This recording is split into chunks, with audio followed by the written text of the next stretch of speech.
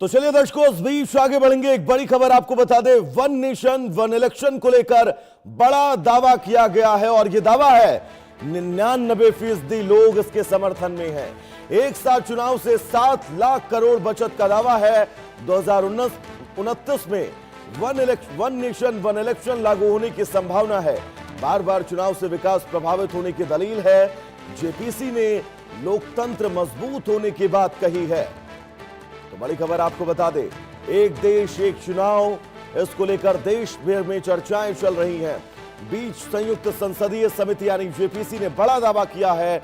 समिति के अध्यक्ष पीपी चौधरी के मुताबिक अब तक जिन राज्यों में रायशुमारी ली गई है, वहां लगभग 99% लोगों ने लोकसभा और विधानसभा के चुनाव एक साथ कराए जाने की बात कही है। समिति का कहना है कि बार बार चुनाव होने से प्रशासनिक व्यवस्था, विकास कार्य, शिक्षा, उद्योग और अर्थव्यवस्था पर इसका सीधा असर पड़ता है। आचार संहिता लागू होने के कारण कई परियोजनाएं रुकती हैं और सरकारी मशीनरी का बड़ा हिस्सा चुनावी प्रक्रिया में व्यस्त हो जाता है। जेपीसी का दावा है कि अगर पूरे देश में एक साथ चुनाव कराए जाते हैं तो अर्थव्यवस्था को करीब 7 लाख करोड़ रुपए का फायदा हो सकता है। समिति के मुताबिक बार बार चुनाव के दौरान बड़ी संख्या में प्रवासी श्रमिक अपने गृह राज्यों की ओर लौटते हैं, जिससे उद्योग और निर्माण गतिविधियां प्रभावित होती हैं। इसके अलावा चुनावी खर्च, प्रशासनिक लागत में भी बड़ी कटौती संभव है। समिति ने यह भी कहा कि 1952 से 67 तक देश में लोकसभा और विधानसभा चुनाव एक साथ होते थे।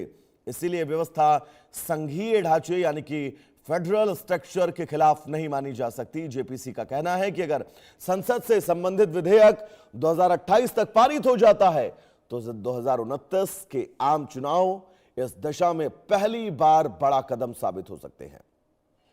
साथ ही आपको यह भी बता दें, राजनीतिक स्थिरता सुनिश्चित करने के लिए अविश्वास प्रस्ताव के साथ रचनात्मक विश्वास प्रस्ताव जैसे विकल्पों पर भी विचार किया जा सकता है। अब यह मुद्दा सिर्फ चुनावी सुधार तक सीमित नहीं है, बल्कि प्रशासनिक दक्षता, आर्थिक बचत और लोकतांत्रिक स्थिरता की बहस का नया केंद्र बिंदु बन चुका है। तो क्या आप ये मानकर चला जाए 2029 में जब आप पोलिंग बूथ पर पहुंचेंगे तो विधानसभा का यानी कि अपने क्षेत्र का विधायक, लोकसभा का यानी अपने क्षेत्र का सांसद एक ही दिन चुनेंगे, क्योंकि सरकार अब इस नीति में बहुत तेजी के साथ आगे बढ़ रही है। और प्रधानमंत्री नरेंद्र मोदी का लाल किले की प्राचीर से दिया गया 2016 का वो भाषण याद करिए, जब उन्होंने इस बात का जिक्र किया था कि अब देश को वन नेशन वन इलेक्शन की ओर बढ़ना होगा।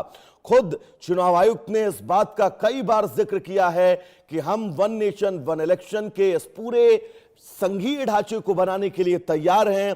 अगर सरकार परमिशन देती है, संसद से इजाजत मिलती है, तो हम देश में वन नेशन वन इलेक्शन के लिए तैयार हैं।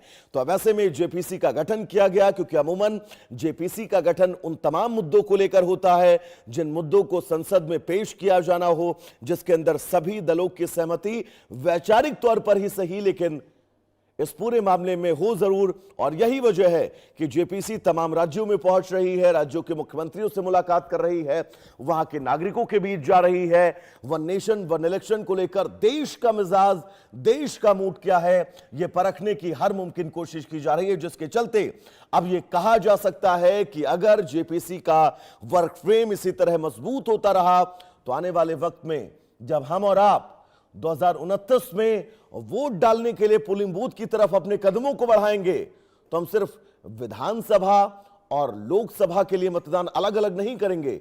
ये दोनों यानी कि